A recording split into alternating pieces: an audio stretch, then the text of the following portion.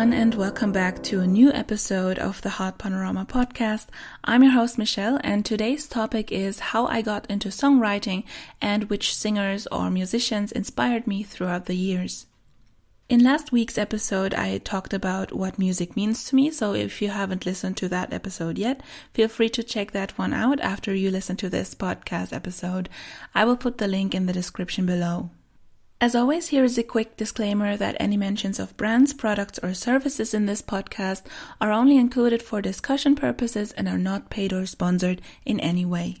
And before we head right into today's topic, I'd like to give you a quick heads up again. Please keep supporting Black Lives Matter.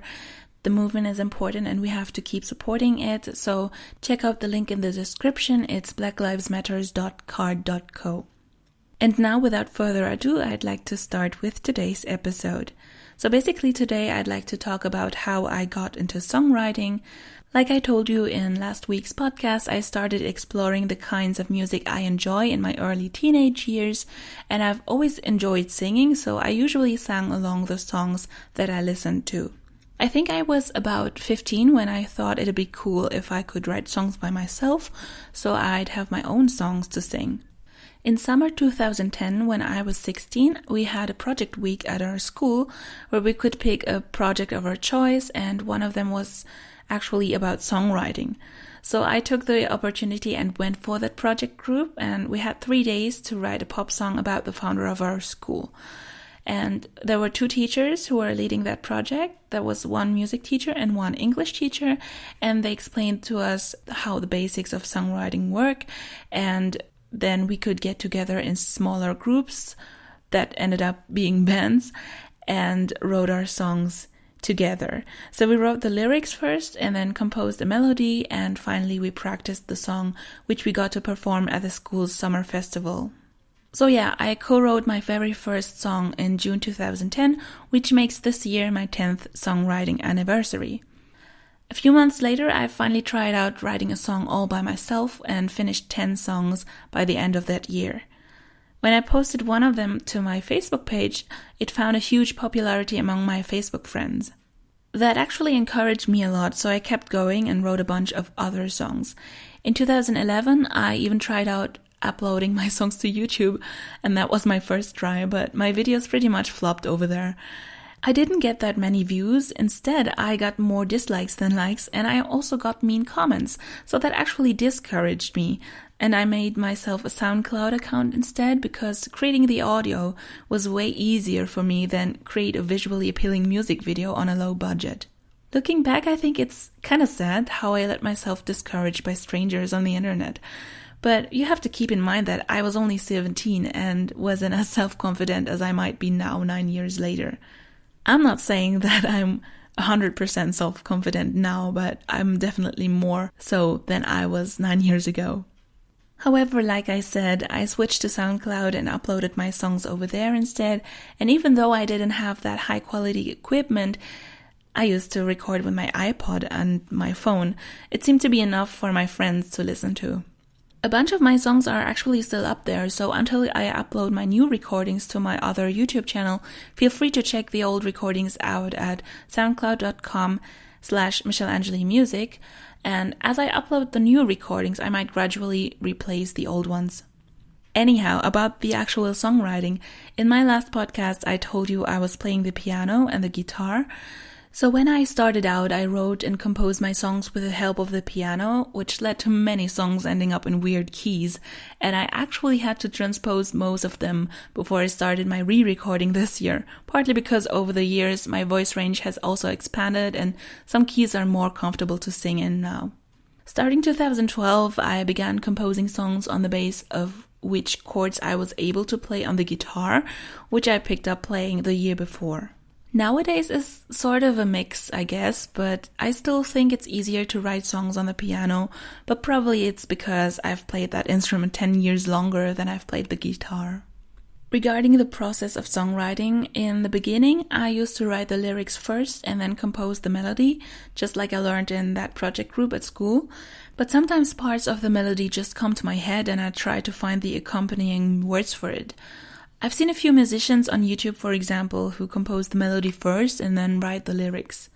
However, I think everyone has a different technique and it just depends on their personal working process and maybe also on the situation.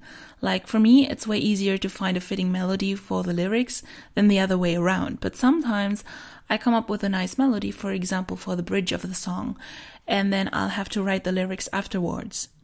When I'm lucky, I sometimes have an idea of the melody and the lyrics at the same time. And these are literally the best songs of mine so far, if I might say so. I know some of my friends and even my relatives have wondered whether I want to turn making music into a full-time job, but to be honest, I enjoy it as a hobby and I don't really feel like pursuing it as a career. For me, it's enough when I can be creative and process my feelings through writing and composing songs without the pressure of having to make money out of them. All I want is to share my creations with my friends and my family, and maybe some of you out there who enjoy my music as well.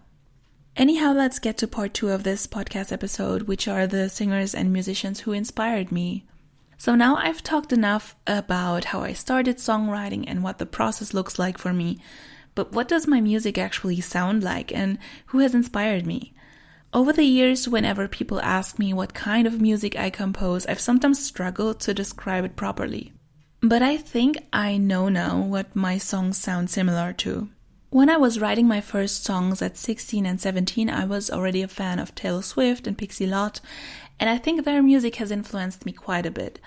I didn't really realize it at the time, but when I play my old songs now, I recognize a quite similar vibe.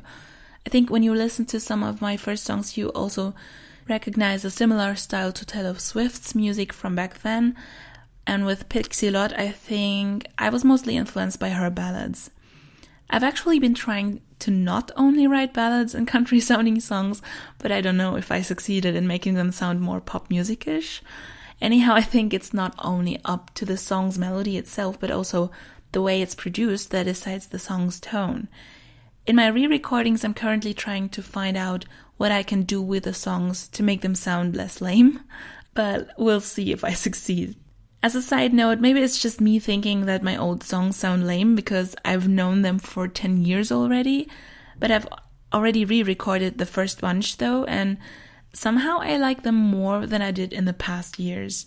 Before I lose track of what I actually wanted to talk about, let's get back to the musicians who have inspired me in songwriting.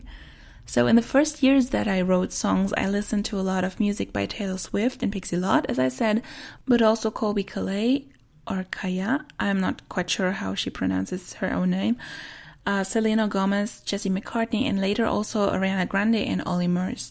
Basically, these are the artists that I listed in my last podcast when I talked about what kind of music I usually listen to. I think the singers I've listened to most have also inspired my own music the most. That should be quite logical in my opinion. But maybe other musicians have influenced my music unconsciously too. For example, my mother used to listen a lot to artists like ABBA, Michael Jackson, and Whitney Houston, for instance. Lyric-wise, I usually write my songs based on my own experience in life, but I remember that one of my first songs was based on a poem I wrote for English class when I was 15, and that one was actually inspired by the theme of 2 songs by Vanessa Hudgens. At the end, though, I'd like to think that I somehow developed my own style of music over the years. But probably you should judge by yourself and give my songs a listen either to the old recordings on my SoundCloud or my new recordings, which I'll probably start uploading in mid-July. You can stay tuned at youtube.com/MichelleAngeliMusic. As last time, I will put the link in the description below. Apart from the actual music and the lyrics, it's somewhat important to me that the artists who influence me musically also inspire me in terms of their mindsets.